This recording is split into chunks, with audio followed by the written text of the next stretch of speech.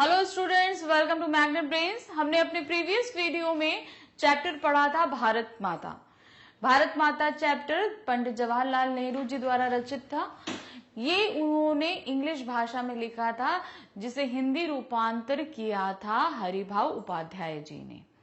ये एक पुस्तक थी, हिंदुस्तान की कहानी। उसका 5वां जो अध्याय था वो हमारे पाठ भारत माता के रूप में हमारे सामने प्रस्तुत किया गया था। तो ये हम अपने पहले वाले वीडियो में इसको पूरा चैप्टर समझ चुके हैं। अब उस पे आधारित प्रश्न उत्तर देखते हैं कि इन प्रश्न उत्तरों में क्या है। तो पहला प्रश्न है, भारत की चर्चा नेहरू जी कब और किससे करते थे? मतलब कब करते थे और किससे करते थे? कब करते थे? जब वो जलसों में जाते थे और ये वहां के किसान और वहां के गांव के लोगों के साथ करते थे। भारत की चर्चा नेहरू जी देश के कोने कोने में आयोजित जलसों में जाकर करते थे। वे किसानों की सभा में भारत की चर्चा अवश्य करते थे। वे उन्हें बताते थे कि भारत शब्द संस्कृत का है और इस जाति के परंपरागत संस्थापक के नाम से निकला है। तो यानी कि भरत वंश के संस्थापक जो थे उन्हीं की जाति के संस्थापक के नाम से ये निकला है, अर्थात भरत से निकला है। वे किसानों के अपने गांव तक सीमित दृष्टिकोण को विकसित करके उसे व्यापक बनाना चाहते थे। अर्थात जब वो चर्चा करते थे तो ये चीज समझाते थे कि आपका दायरा जो इस गांव तक है, आपका दृष्टिकोण, आपकी सोच सिर्फ इस गांव तक है, लेकिन अब इसको आपको बड़ा करना है। इसलिए वो सारी चीजें समझाते और बताते थे कि हमारा देश किस हद तक बड़ा है, यहाँ पर कितनी विभिन्नताएं हैं, कितनी चीजें हैं, कितने सबकी तकलीफें हैं, जो कुछ भी है वो सभी चीजों के बारे में चर्चा करते थे। नेक्स्ट क्वेश्चन है, नेहरू जी भारत के सभी किसानों से कौन सा प्रश्न बार बार करते थे?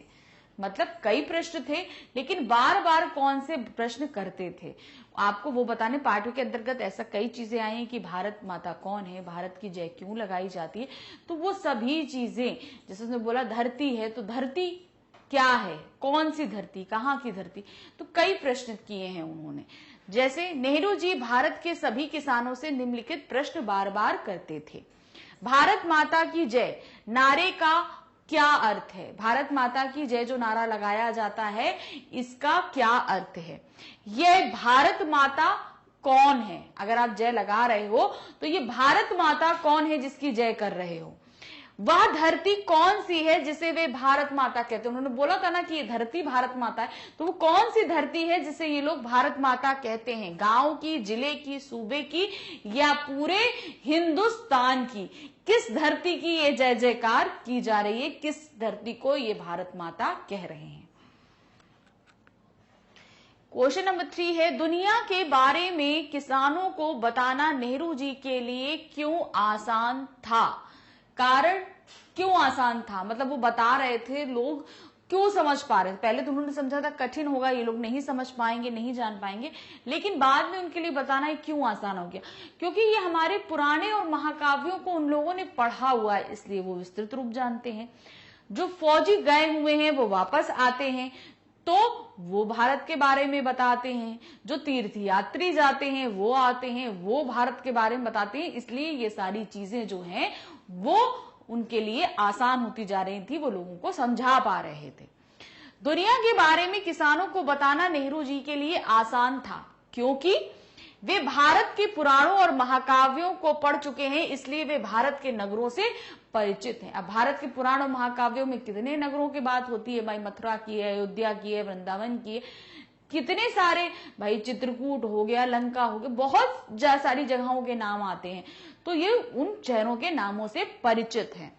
वे तीर्थ यात्राएं करके देश के चारों कोनों से परिचित हो चुके हैं। जब भाई तीर्थ यात्रा करते हैं तो देश के सभी कोनों से वे परिचित हैं, यहां वहां आ जा चुके हैं। उन्हें कुछ पुराने सिपाही मिले थे जिन्होंने जंग में विदेशी नौकरियां की थी। तो उन्हें कुछ पुराने सिपाही भी मिले थे जो जंग में नौकरियां कर चुके थे। भाई जंग में जाते हैं तो उन्हें बहुत ट्रैवल करना पड़ता है, तो उस ट्रैवलिंग के थ्रू भी वो भारत की जगहों के बारे में जानकारी रखते हैं। उन्हें 1930 की आर्थिक मंदी के कारण दूसरे मुल्कों के बारे में जानकारी थी। अब क्या था, जब 1930 की आर्थिक मंदी आई थी तो सभी को दूसरे देशों के बारे में भी जानकारी मिली थी इस देश में ऐसा हुआ है इसलिए इसका जो है इफेक्ट हमारे देश में भी आया है, तो वो सब चीजें जान गए थे, समझ गए थे। क्वेश्चन नंबर 4 है, किसान सामान्यतः भारत माता का क्या अर्थ लेते थे? मतलब किसान क्या अर्थ लेते थे? किसान अर्थ लेते थे धरती, धरती से अर्थ लेते थे कि ये धरती ही भारत माता है। किसान सामान्यतः भारत माता का अर्थ समझते थे भारत की धरती।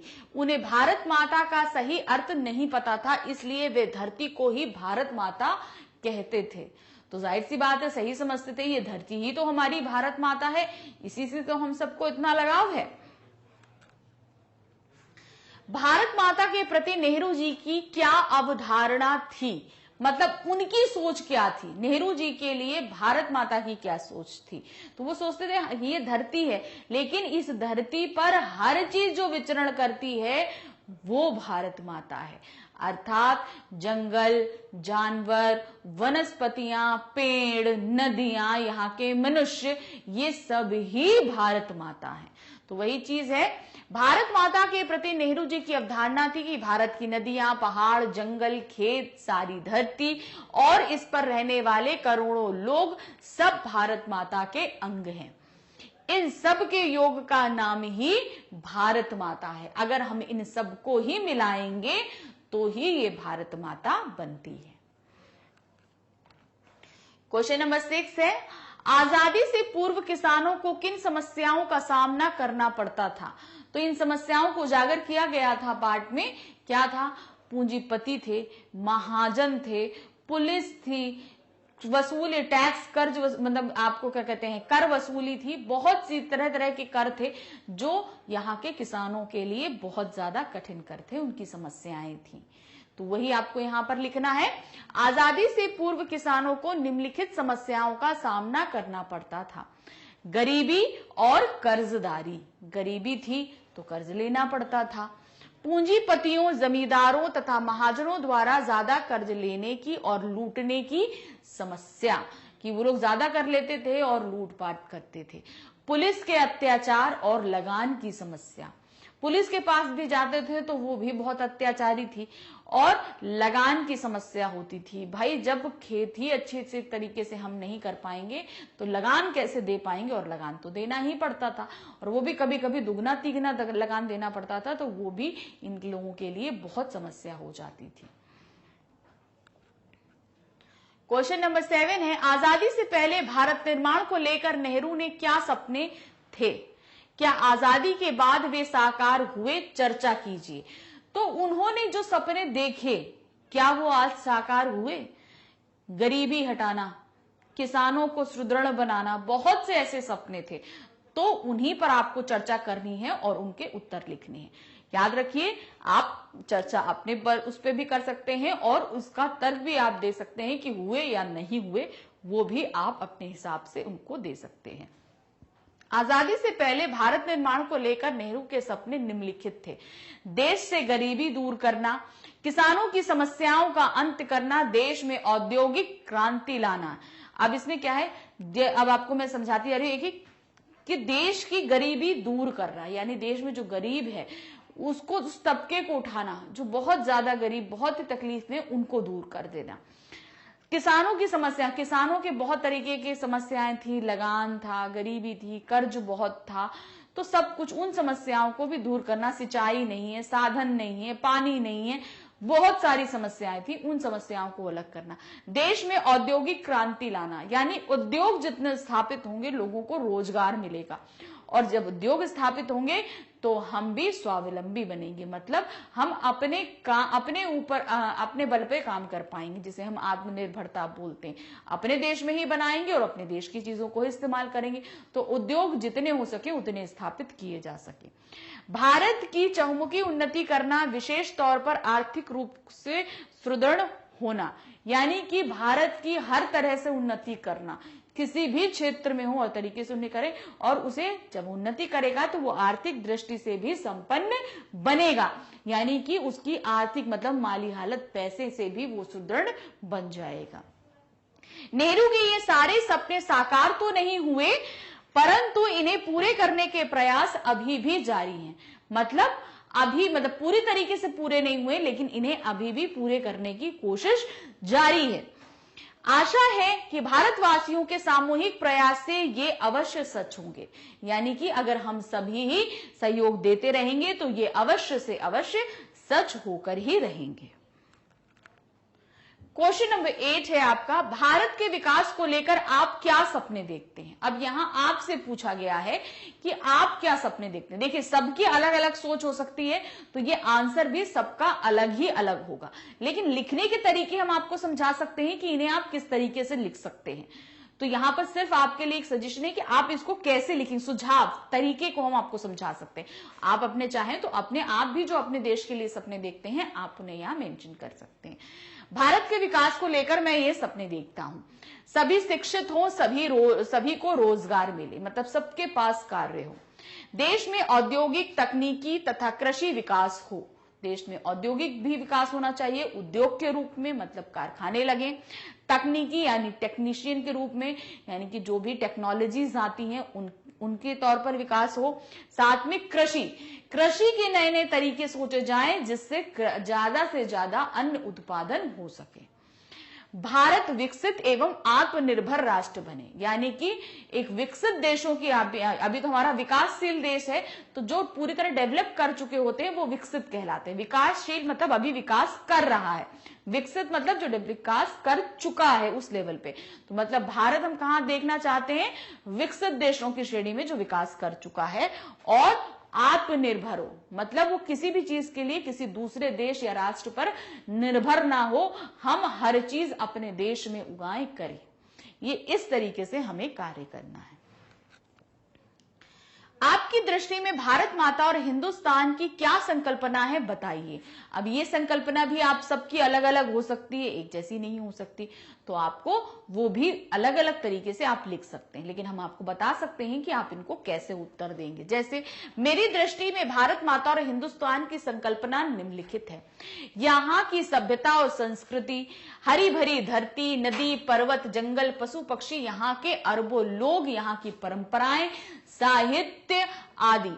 मेरे देश हिंदुस्तान में सभी धर्मों, जातियों और वर्गों के लोग मिलकर रहते हैं और देश प्रेम को सर्वोपरि मानते हैं। तो ये कल्पना है हमारे देश में, हमारे भारत की।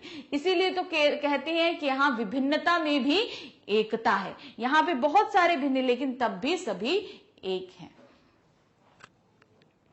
क्वेश्चन 10 आपके सामने आया है, वर्तमान समय में किसानों की स्थिति किस सीमा तक बदली है, चर्चा करके लिखिए। तो क्या है, पहले क्या स्थिति थी आजादी से पहले, उसके बाद कैसी कैसी और अब कैसी हो गई है, हमें इस बात पर चर्चा करनी है। वर्तमान समय में किसानों की क्या स्थिति है, इस बारे में हमें इसका उत्तर देना है। तो ये हम आपको, आप अपने तरीके से, आप जो समझते हैं आपके आसपास किसानों की रिलेटेड जो भी घटनाएं घट रही हैं, या आप इस बारे में सर्च करके लिखना चाहते हैं, तो आप उस तरीके से भी इसको अपना सकते हैं। तो यहाँ क्या है, वर्तमान समय में किसानों की स्थिति में परिवर्तन तो आया है, परंतु वह अपेक्षाकृत बहुत ही कम है। भारत कृषि प्रधान देश होने के बावजूद आज भी भारतीय कृषि मानसून पर निर्भर है। ज्यादा मानसून पे ही हमारी धरती कृषि आजकल निर्भर है। किसान को एक ओर जहां देश का अन्नदाता कहा जाता है, वहीं दूसरी ओर यह किसान स्वयं का पेट भरने के लिए जिंदगी भर संघर्ष करता रहता है और कभी कभी इतना मजबूर हो जाता है कि उसके सामने आत्महत्या के अतिरिक्त और कोई रास्ता नहीं रह जाता। वर्तमान परिवेश में किसानों को ऋण आसानी से उपलब्ध हो जाता है। मतलब अगर वो किसी चीज में फंसते हैं, पैसा चाहिए, तो उन्हें जो है कर्ज अच्छे से मिल जाता है, लोन मिल जाता है। परंतु फसल बर्बाद होने पर कर्ज की भरपाई कैसे हो जाए, इसकी अभी तक कोई प्रावधान किसानों के पास नहीं है। भाई कर्ज लेकर उन्होंने कर तो ली खेती, अगर मान लीजिए खेती नहीं अच्छी हुई तो उस कर्ज को वो कैसे लौटाएंगे, इस समस्या का समाधान अभी तक उनके पास में नहीं होता। और ना ही सरकार इस दिशा में कोई ठोस कदम ही उठा रही है, ना सरकार इस बारे में कुछ कर रही है। वह साल भर मेहनत करता है, फिर भी कठिनाई भरा जीवन बिताने को विवश है। इसलिए आज भी किसानों का जीवन बहुत अधिक सुखद नहीं माना जा सकता। मतलब वो मेहनत पूरे साल करते हैं, लेकिन उस मेहनत के बावजूद भी उन्हें उतना फल नहीं मिलता जितना उन्हें मिलना चाहिए। क्वेश्चन नंबर 11 हमारा पास में दिया है, आजादी से पूर्व अनेक नारे प्रचलित थे, किन्हीं 10 नारों का संकलन करें और संदर्भ भी लिखें। मतलब किसने बोले हैं, नारे लिखने हैं और साथ ही किसने बोले हैं हमें ये भी लिखना है। तो आपको देखना आजादी से पहले की बात है। तो पहला ये है भारत माता की जय, ये सामान्य नारा था, मतलब सभी लोग बोलते थे। जय हिंद ये नारा दिया था सुभाष चंद्र बोस ने। तुम मुझे खून दो मैं तुम्हें आजादी दूंगा, ये नारा भी सुभाष चंद्र बोस जी द्वारा दिया गया है। वंदे मातरम ये बंकिम चंद्र चटर्जी ने आजादी के समय क्रांतिकारियों का मंत्र के रूप में दिया था। करो या मरो ये गांधी जी का आह्वान था। ठीक है, वो गांधी जी का ने आह्वान किया था, या तो करो या मरो। इंकलाब जिंदाबाद क्रांति को हवा देने के लिए यह नारा लगाया जाता था। इंकलाब जिंदाबाद क्या था कि ये नारा सभी के लिए लगाया जाता था कि आपको बस आजादी के लिए तत्पर रहना है। फिर है दिल्ली चलो, सुभाष चंद्र बोस द्वारा ये नारा दिया गया था। अंग्रेजों भारत छोड़ो, देश की आजादी के लिए नारा दिया गया था। मतलब ये आप ये देश छोड़ दो, अब आपको ये छोड़ के जाना ही पड़ेगा।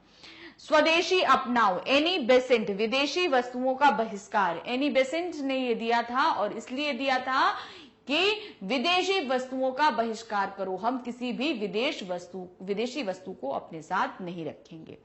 हिंदी हिंदू हिंदुस्तान, प्रताप नारायण मिश्र जी ने ये नारा दिया था कि हिंदुस्तान हिंदुत्व से है, हिंदुओं से है, ये हमेशा ही साथ बना रहेगा, ऐसा नारा जो है प्रताप नारायण मिश्र जी ने दिया था। तो इस तरीके से इस पाठ के जो 11 प्रश्न हमसे पूछे गए थे उन सभी के उत्तर हमने बहुत ही सावधानी के साथ दिए। बहुत से प्रश्न ऐसे थे जिनके उत्तर आपको स्वयं अपनी चेतना के अनुसार देना था, तो आप भी उनको ध्यान से लिखिएगा ताकि आप अपने जो भी अपने देश के बारे में लिखने जा रहे हैं, जिससे भी रिलेटेड प्रश्न पूछा गया है, उसको पूरी तरह सोच समझ के तर्क के साथ ही उत्तर दीजिएगा। तो ये वीडियो हम यही समाप्त करते हैं। Thank you, bye bye.